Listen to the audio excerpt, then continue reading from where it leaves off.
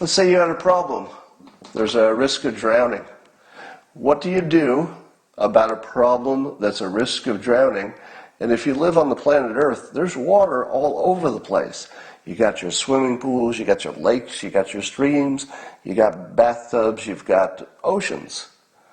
There's all kinds of places all over the United States that you can drown. So that's a problem. What are you going to do? Well, one solution would be to remove all the water from Earth. But it's not very practical, is it? You might even call it impossible.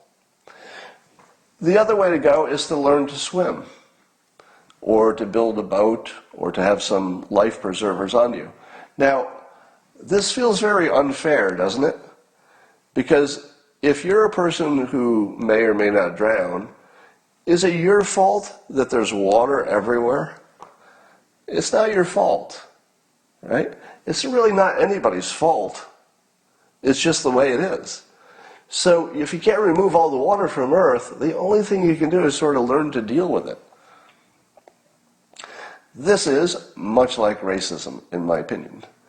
Racism is everywhere in the world that there are people, because bias is built into the way any normal brain is organized. It sees patterns, and then it acts on the pattern.